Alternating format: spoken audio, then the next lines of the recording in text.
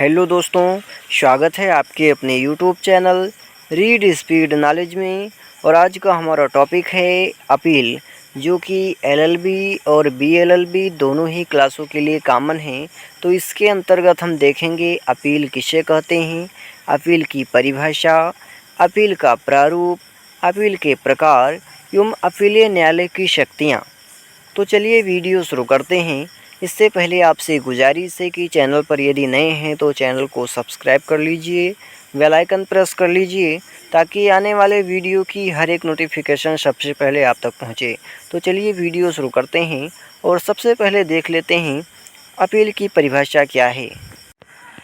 Appeal शब्द की परिभाषा सिविल प्रक्रिया संहिता में नहीं दी गई है, यानी अपील शब्द की जो परिभाषा है वह सिविल प्रक्रिया संहिता में नहीं दी गई है, बल्कि उच्चतम न्यायालय ने यानी कि माननीय सुप्रीम कोर्ट ने शंकर बनाम कृष्ण जी 1970 के बाद में यह अब निर्धारित किया है, ये बताया है या ये कहा है या निर्णित किया है कि अपील उच्चतर न्यायालय को की गई इस आशय की एक शिकायत है। कि अपील क्या है, तो उच्चतर न्यायालय को की गई इस आशय की एक शिकायत है कि अधीनस्थ न्यायालय द्वारा पारित डिक्री अनुप्रिय एवं असत्य है।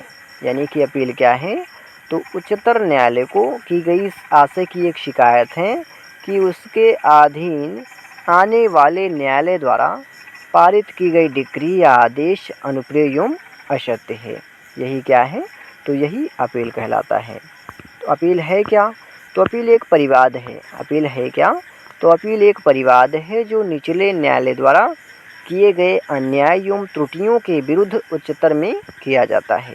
यानी अपील क्या है, तो अपील एक परिवाद है। अपील क्या है, तो अपील एक परिवाद है जो निचले न्यायालय द्वारा किए गए अन्याय, यानी जो निचले न्यायालय द्वारा किए गए अन्याय या त्रुटियों के विरुद्ध उच्चतर में किया जाता है। यदि निचले न्यायालय द्वारा कोई अन्याय हो जाता है, किसी के पक्ष में गलत निर्णय दे दिया जाता है या कोई किसी गलतीवश कोई निर्णय दे दिया जाता है, तो उसके विरुद्ध उससे ऊंचे वाले न्यायालय में एक शिकायत की जाती है। उस शिकायत को ही अपील कहते हैं।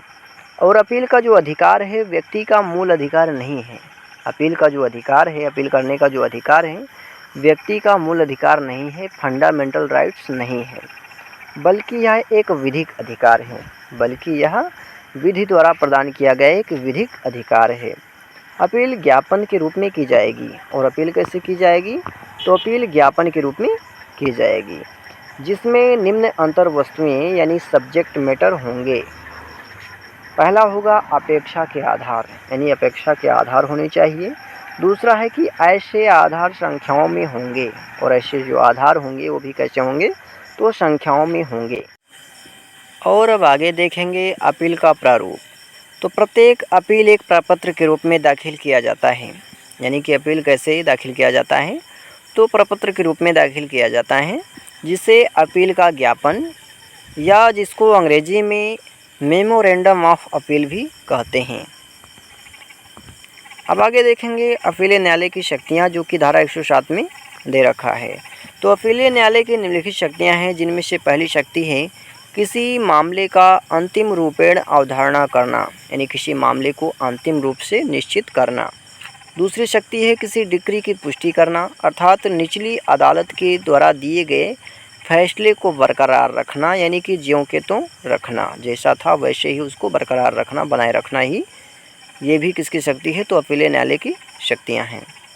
अगला है पक्षकारों की सहमति पर कोई आदेश या डिक्री पारित करना, यानी पक्षकारों की आपसी सहमति पर कोई आदेश अथवा डिक्री पारित करना, ये किसकी शक्ति है, तो अपीलीय न्यायालय की शक्ति है, जो कि धारा 107 के अंतर्गत दी गई है। अगली शक्ति है मूल क्षेत्राधिकार वाले न्यायालय की तरह कार्यों को संपन्न करना। मूल क्षेत्राधिकार वाले न्यायालय की तरह कार्यों को संपन्न करना, यानी कि बिना किसी अपील के ही न्यायालय को सीधे तौर पर सुनवाई करने का अधिकार है। अगली शक्ति है विवादकों को पुनः विरचित करना। अगली शक्ति क्या है अपीलीय न्यायालय की, तो विवादकों को पुनः विरचित करना, यानी कि पहले से निर्धारित विवादों को फिर से परिभाषित करना या संशोधित करना। यानी कि पहले से निर्धारित मामलों में कि वह किस विवाद को लेकर मामला हुआ, उस विवाद को फिर से परिभाषित करना या फिर उसमें कुछ संशोधन करना, फेरबदल करना। अगली शक्ति है कि मामले को प्रतिप्रेषित करना, अर्थात किसी मामले को वापस निचली अदालत में भेजना या फिर किसी अन्य उपयुक्त प्राधिकारी को भेजना। अगला है कि अतिरिक्त साक्ष्य के प्रस्तुतिकरण का आदेश देना। अपीलीय न्यायालय की अगली शक्ति क्या है? तो अतिरिक्त साक्ष्य के प्रस्तुतिकरण का आदेश देना, यानी कि सबूत पेश करने का आदेश देना और अधिक सबूत की मांग करना। तो आज के लिए इतना ही, मिलते हैं किसी और वीडियो में। तब तक के लिए जानकारी पसंद आए तो ज़्यादा से ज़्यादा मित्रों में शेयर करें, लाइक करें और चैनल को सब्सक्राइब करें। साथ ही नए टॉपिक के लिए कमेंट करें।